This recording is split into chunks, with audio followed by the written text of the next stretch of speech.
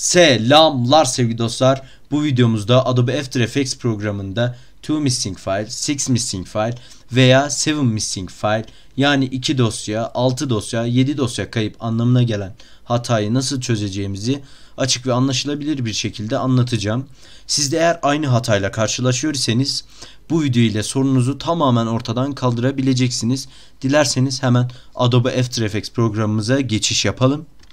Evet sevgili dostlar, şimdi indirdiğimiz introdaki dosyayı veya logo olur. Hangi dosyayı indirdiyseniz ondaki Adobe After kısmına giriyoruz ve gördüğünüz gibi bu şekilde evet hata vermedi.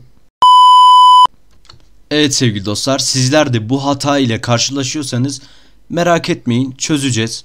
Hemen kapatmayın, sakinleşin ve izleyin. Bu hatanın çözümü, buraya OK diyoruz. Gördüğünüz gibi bize 6 dosyanın kayıp olduğunu söylüyor. Peki bu kayıp dosyalar nerede? Gördüğünüz gibi burada 2 dosya da zaten RGB bir şekilde bozuk, rengarenk bozuk dosya bunlar. Hemen arama motoru kısmına missing footage yazıyoruz arkadaşlar.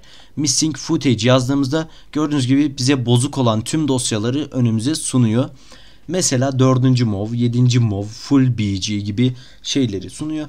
Ben istediğinize tıklayabilirsiniz. Birine sağ tık yaparak Replace Footage'e gelip File'a tıklıyorsunuz.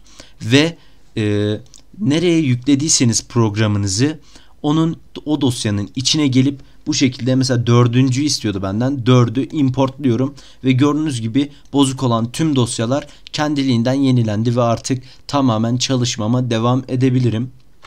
Bu videomuzda buraya kadardı. Yardımcı olduysam ne mutlu bana arkadaşlar. Kanalıma abone olup like atarsanız ve başka video fikirleriniz varsa, eğer şu videoyu çek, şunu yap diyorsanız bunu yorumlarda bana belirtirseniz gerçekten çok sevinirim.